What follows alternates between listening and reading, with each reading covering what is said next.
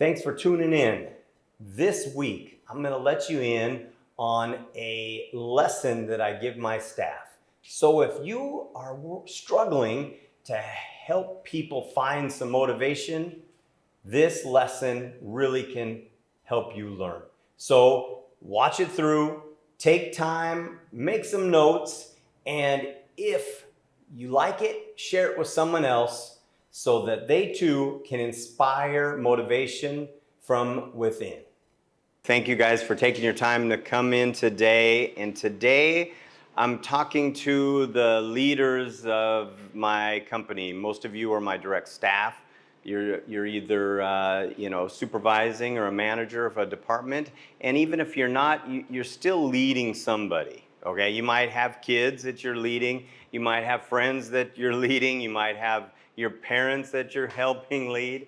So today I really want to talk about motivation. And motivation, there's two parts of motivation. There's external motivation, meaning you're either going to reward somebody to do something, or maybe you're going to force them to do something, right? And then there's internal motivation, something that's inside of us already.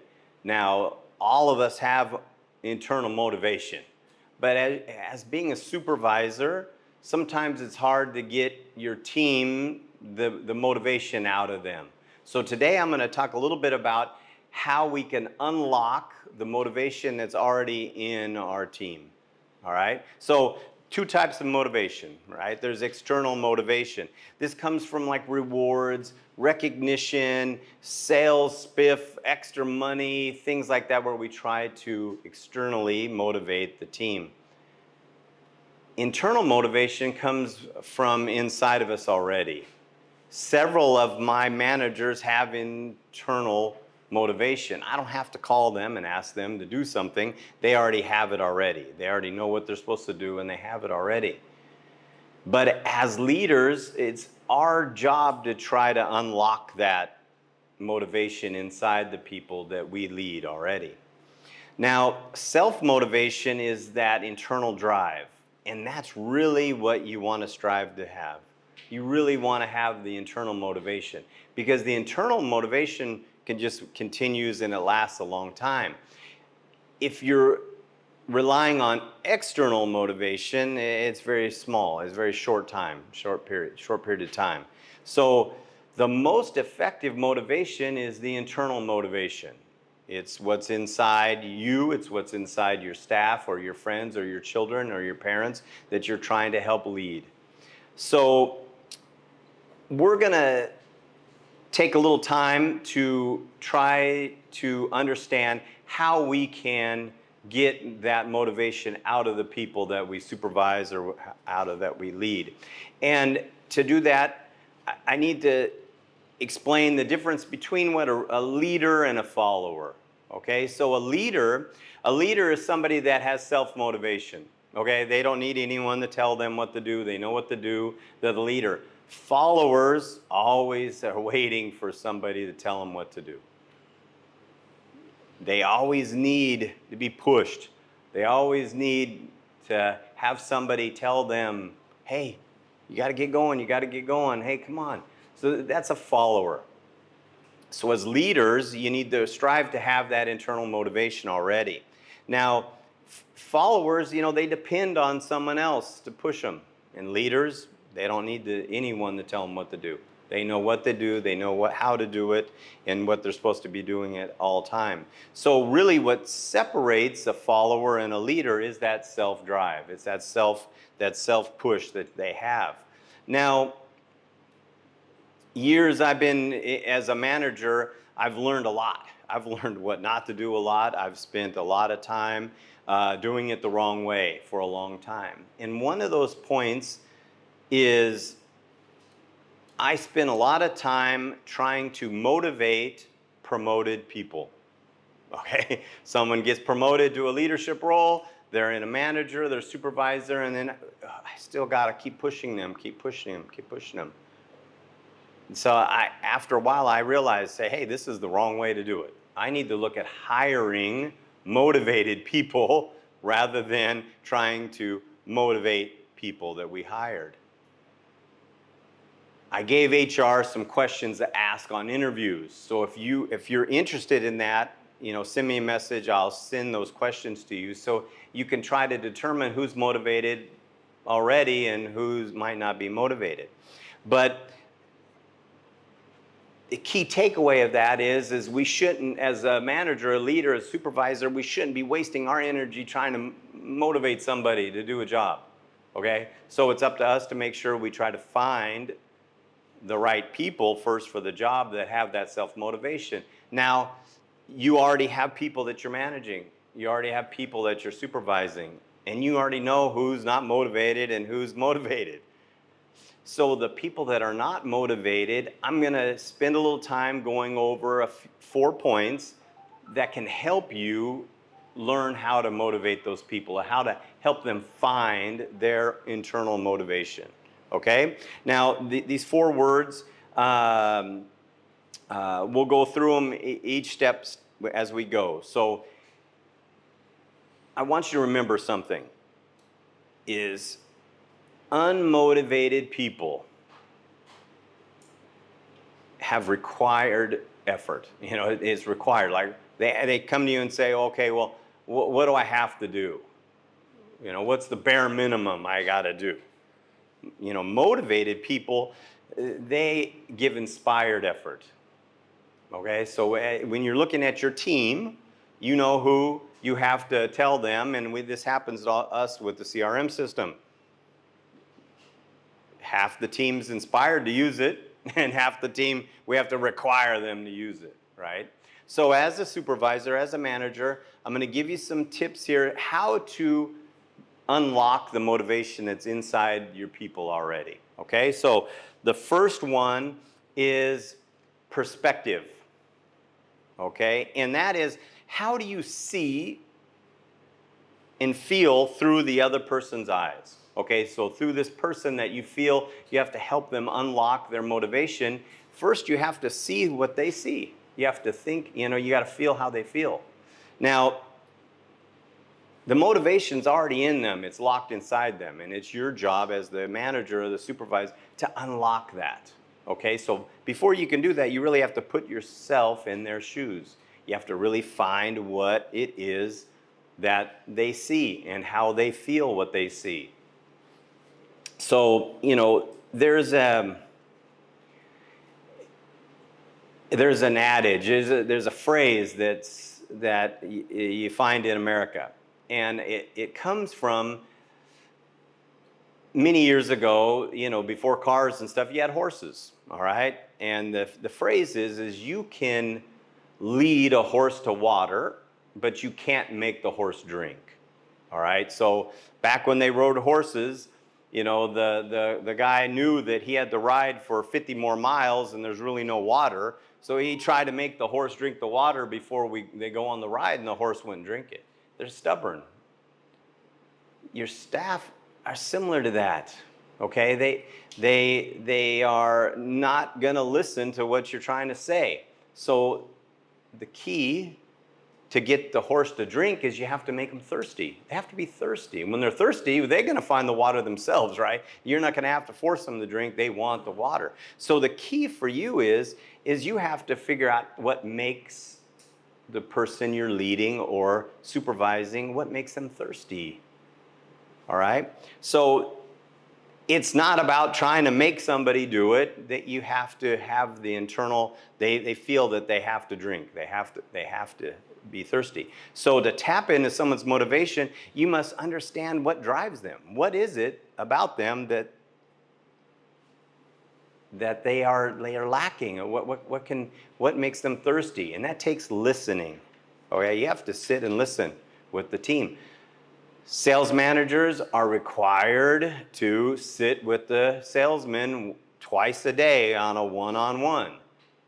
Hey, what do you got going on? What deals you can help? What can I help you with? I mean, these one-on-one situations, that's how when you start to begin to learn what it is the staff has. So for you that don't have, in sales management, you need to sit down with your teammates one time a day at least, to sit down and say, hey, what's going on? How can I help you? What is it that you need? So not all motivation is, what works for one person doesn't work for everybody, okay? And as a manager, and I spent years making this mistake, and I'll give you a little example of it. I was probably 25 years old. I'm the sales manager at a Honda car dealership, and I'm trying to hit a target or something, and I had an allowance where I could, give spiff money or things to help generate. And man, I thought it was so cool to have like an autographed memorabilia from sports thing. I thought that was super cool. So I got like a Muhammad Ali boxing glove signed by Muhammad Ali, and I got a basketball signed by Michael Jordan, and I got a baseball bat signed by King Griffey Jr., and I got a few other items. And I said, okay, guys, we're gonna every time you sell a car, you're gonna get so many tickets, and then at the end of the month, we'll auction off these items, and you can pay with these tickets. And man, I thought it was just the greatest idea ever. And at the end of the month, man, there was only one guy that thought it was good, and the other people didn't care. And they were like, here, you want to buy this bat? You want to buy this glove? They didn't care. I learned a lesson then on that day is it's not what we feel. What might be motivating for us is not motivating for them. So how you do this and how you start to unlock how the person feels, and I learned that the hard way over time. And one of the first things I did when I first started working here is I sat down with each salesperson and asked them some of these questions. All right? And I got that from this book a long time ago. Good leaders ask great questions. All right? So in order for you to figure out a few things that you can help unlock the motivation in your team, is you ask them these 3 simple questions. First question you ask them is, what makes them sad? What makes them unhappy? They may sit, my kids aren't doing very good, or, my husband's terrible, or, there's going to be things that tell them you can find kind where they feel the stress in life. The next question you ask them is, hey, what makes you happy? What are you excited about? And you might have somebody say, oh man, I really love running marathons, and I wanna compete in the Boston Marathon someday, or they tell you what makes them happy. And then the last question you ask them is, if you could be anything, or you could do anything in the world, like if I could give you a magic wand and I could make you anything you wanted to be, what would that be? Some of you know I've asked that questions to you. I've asked those questions to you. And that's so I can understand what your dream is, what you're coming at. So in the practicality of that is once you start to understand that person, then you kind of know what's going to motivate them. Sometimes people are motivated because they don't want to be here, and some people are motivated because they want to go to a different place, or they want to become something. So asking these questions is how you start to unlock that. People really don't care what you know until they know how much you care. Okay? If your teammates know that you care about them, then you know what? They're going to care about what you talk about. So unlocking that by asking questions. Now the next word is perceptive. And this is similar to perception and then perceptive. And that is, you have to be perceptive in monitoring your team, okay? Because not everybody's going to be motivated with the same thing over time. And I see that a lot. You'll see that with sales guys. A single sales guy might be motivated on getting a new bike. He might be motivated on, obtaining some tangible thing. Then he gets married. And then, it might be, I got to get a house. I got to find a way to, make enough money to buy a house. And then once he has kids, they may be motivated by something completely different. So your teammates are not going to be motivated by the same thing year after year after year. So you have to be perceptive. You have to understand. You have to see and monitor what's happening. That's why with salespeople, sales managers are required to ask these questions every day, one-on-ones, every single day. what's happening, what's going on, because over time, those things change.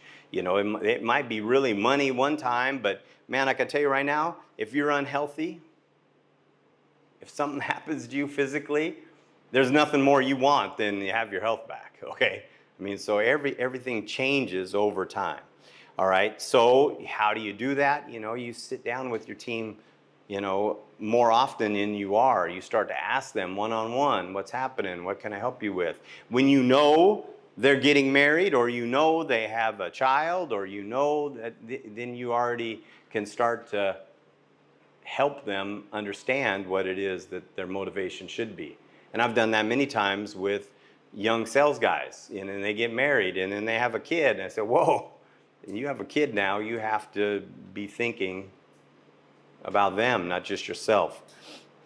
Now, the next word is persistence, okay? And as a leader, as a manager, you have to continue time after time after time following up with your teammates.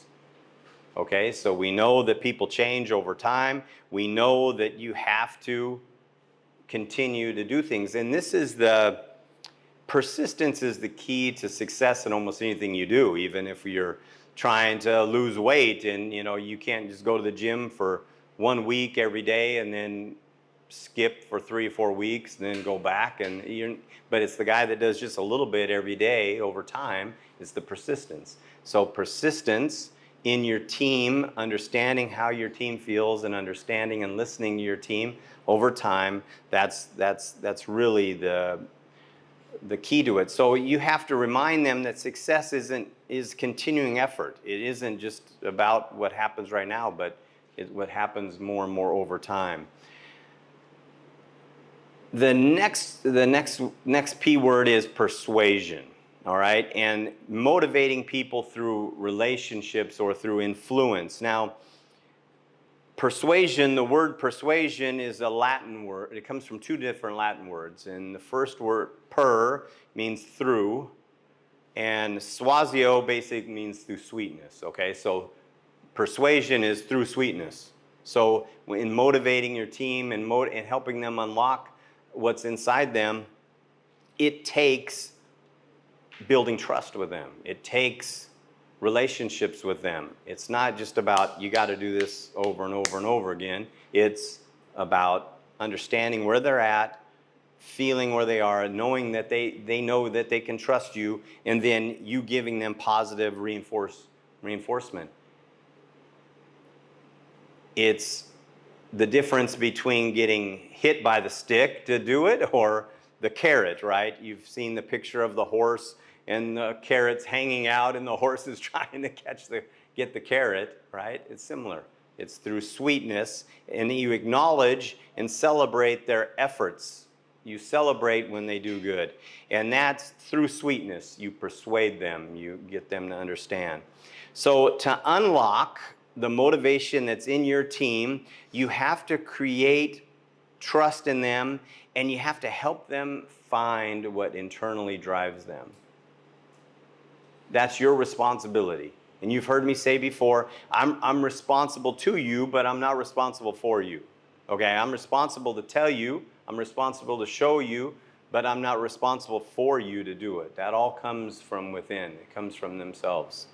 So, you know, when you want to motivate people, think about these 4 words that begin with P, and that you can help build relationships. You can help them understand through the perspective of their eyes.